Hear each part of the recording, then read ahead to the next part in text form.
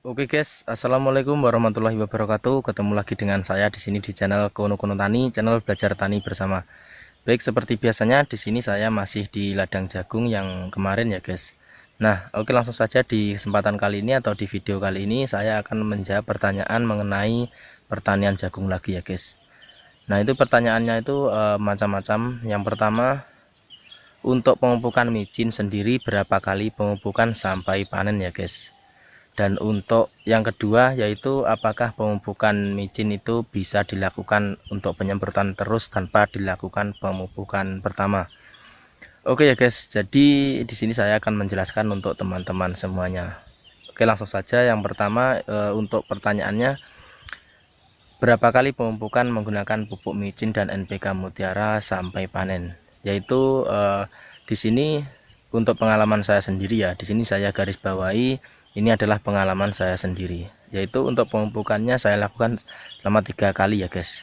Nah, jadi dengan catatan yang pertama itu saya lakukan pemupukan tabur ya, untuk pemupukan dasar di usia 1 sampai 7 hari, atau biasanya itu jagungnya sudah kuncup ya, ada 2 tukulan atau 2 daun itu sudah kuncup, itu bisa saya lakukan pemupukan yang pertama menggunakan tabur. Nah, kemudian pemupukan yang kedua, terus yang ketiga dan keempat ya. Jadi keempat totalnya. Yang pertama adalah tabur, yang ketiga menggunakan sistem semprot ya guys. Nah, jadi yang pertama itu saya lakukan di usia 7 hari setelah tanam, dan yang kedua itu saya lakukan penyemprotan di usia 14 hari setelah tanam ya guys. Nah, dengan dosis yang sudah saya jelaskan di video saya sebelumnya, yaitu untuk dosisnya untuk per tangki itu saya micinnya menggunakan 8 sendok micin, dan pupuk NPK Mutiara saya menggunakan 1 gelas atau 200 ml yang saya cairkan ya guys.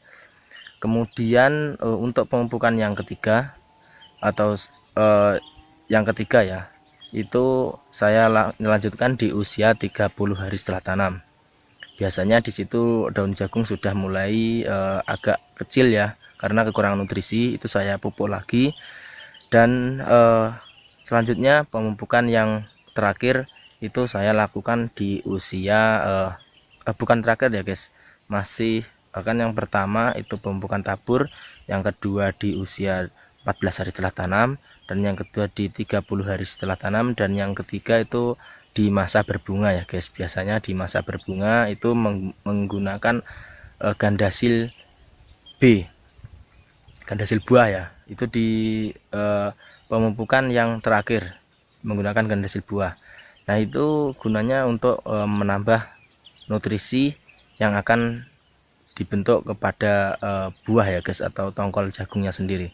Nah, jadi pada jawabannya, pada intinya, di pengalaman saya untuk penanam jagung dengan sistem disemprot pupuk micin dan NPK Mutiara, itu yang pertama itu menggunakan pupuk tabur ya. Di sini saya ulangi lagi, menggunakan pupuk tabur di usia 7 hari setelah tanam.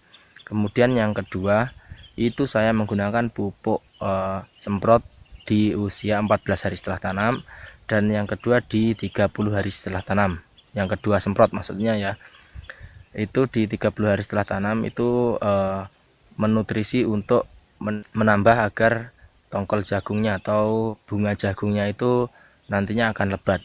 Dan yang terakhir itu saya lakukan di berbunga ya, masa berbunga itu bisa disemprot menggunakan pupuk NPK Mutiara dan micin. Dan sekali lagi di sini saya garis bawahi bahwasannya penggunaan pupuk NPK Mutiara jangan berlebihan ya guys, nanti bisa gosong. Kemarin ada yang berkomentar, kenapa saya pupuk NPK Mutiara itu menjadi gosong?